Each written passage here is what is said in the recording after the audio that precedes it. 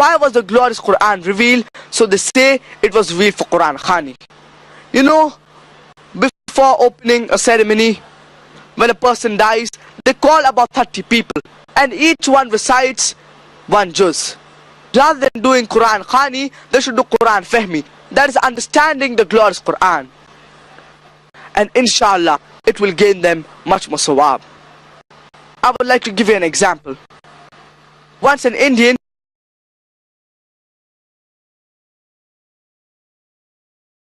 that the course it is in French. And every day he gets a PPP. P is for present. Later on, when he appears for the examination, again he gets a P. P is not for pass, P is for present. Do you think he'll pass an examination? But natural no, because he does not know French as a language. So it is very important to read the glorious Quran with understanding. And there are many Muslims who give outward respect to the glorious Quran. They keep it on high shelves. They keep it so high that it catches dust. And they kiss the glorious Quran. They forget the main purpose of the glorious Quran, that is gaining guidance from it. The glorious Quran, it should be a handy book. It is a book of guidance. It should be read daily. Many even tie it in expensive silk cloths. And when they want to read the Quran, they think 10 minute kholne ke liye, 10 minute band karne ke liye. It's better that we don't read the Quran. And they don't read the Quran. They think and they treat the Quran as an RDX bomb, as if it's ready to explode. They think, I'm wearing shoes, can I touch the Quran? I do not have a cap, can I touch the Quran? It is recommended, it is mustahab to be in wudu while reading the Quran, but it is not a must, it is not compulsory. And in Saudi, before the Fard Salah, there are many people who read the glorious Quran. And you find this very rarely in India. And even if you find it, you will find 1 or 2 people sitting in the front row. And someone comes and sits behind them, facing their back towards them. So the people come and tell him, Khalas, haram, your back is facing towards the Quran, and you're reading the Quran. Alhamdulillah, I've gone to Makkah several times. And in the Haram, they have the Hifz classes.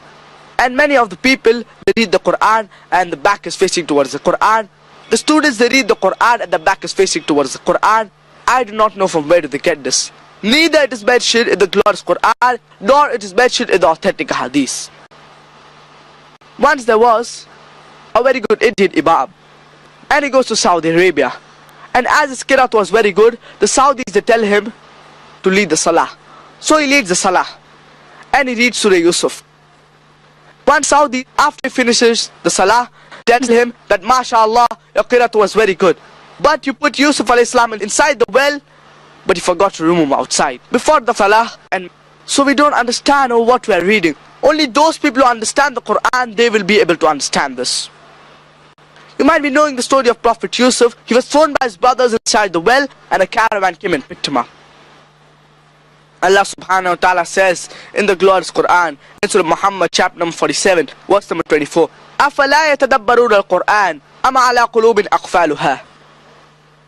Do they not read the Quran with care, or their hearts have been locked?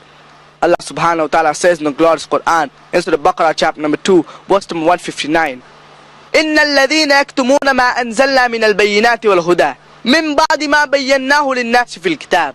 Those who conceal the clear signs that have been revealed to them, أُولَٰئِكَ يَلْعَنُهُمُ اللَّهُ وَيَلْعَنُهُمُ اللَّاعِنُونَ. On them is the curse of Allah subhanahu wa ta'ala, and those entitled to be cursed upon. Allah subhanahu wa ta'ala says in the glorious Quran, in Surah Furqan chapter number 25, verse number 30, وَقَالَ الرَّسُولُ يَا رَبِّ إِنَّ قَوْمِ اتَّخَذُوا هَذَا الْقُرْآنَ مَهْجُورًا. And the Prophet said that my people, they have taken this Quran as a foolish nonsense. And we see today, the people that are taking the Quran as a foolish nonsense. There are 2 ways of reading the glorious Quran. One is Tazakkur Quran, and one is Tadabbur Quran. Tazakkur Quran is when you read the meaning of the glorious Quran superficially, without pondering over the meaning, without thinking over the meaning. Tadabbur al-Quran is when you think over the meaning of what you are reading, when you ponder over the meaning. Tadabbur al-Quran can better be done in Arabic. No one can say that he has completed the Tadabbur al-Quran because the glorious Quran is so beautiful. Every house, it should have a copy of the Quran. If we do not understand Arabic, you should have the translation. The best gift that you can give to any human being is the glorious Quran. Whether it be rich or poor, young or old, Muslim or non-Muslim, the best gift that you can give to any human being is the glorious Quran. The best gift that you can give to your child is the glorious Quran. Many parents, they make their children do the Hifz al-Quran. They should make them learn Arabic as a language along with the Hifz al-Quran so that they can understand the Quran directly.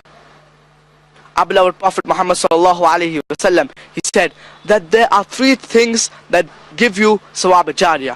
What you spend in the way of Allah subhanahu wa ta'ala, what you spread in the way of Allah subhanahu wa ta'ala, and pious children who pray for him. Every house, it should have a copy of the Quran. And family should get together, the father, the mother and the children, and they should read the Quran. 1 ruku, 2 rukus, and inshallah it will change their lives. I would request all the businessmen out here to make it compulsory in their organization to read the Quran. In the Islamic Research Foundation, there are 400 employees, and it is compulsory for each employee to read the glorious Quran at least for 15 minutes before doing anything, after punching the card. So I would request all the businessmen out here to make it compulsory in the organization to read the Quran, whether they be Muslim or non-Muslim. And inshallah it will change their lives. Allah subhanahu wa ta'ala says in the glorious Quran in Surah Hashr chapter number 59 verse number 21, لو أنزلنا هذا القرآن على جبل لرأيته خاشعا متصدعا من خشية الله. Had we revealed the Quran on a mountain, it would have fallen down to utter ruin. But to us Muslims, to us human beings, it is making no difference. I would like to end my talk with the hadith of our beloved Prophet Muhammad sallallahu alaihi wasallam from Sahih Bukhari, volume number 6, hadith number 5027. And Usman radiallahu anhu, and in Nabi sallallahu alaihi wasallam قال خيركم من تعلم القرآن وعلمه. The best among you is the one who reads the Quran and preaches it.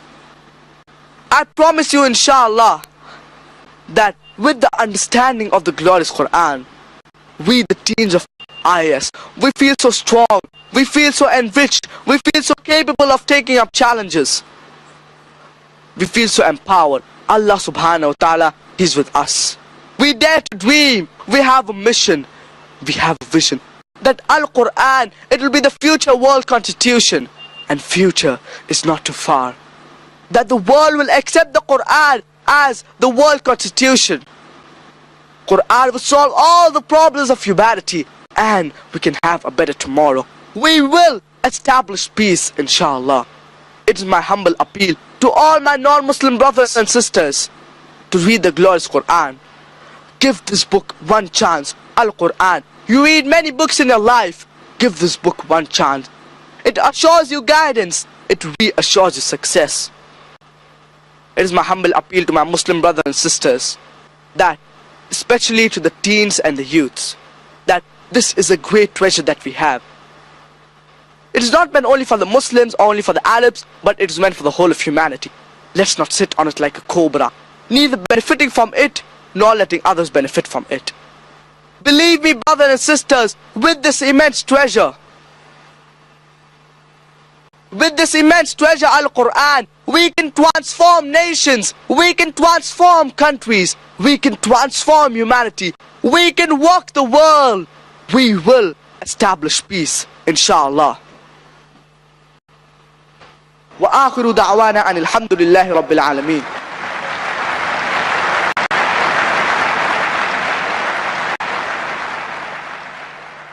اقرأ وخير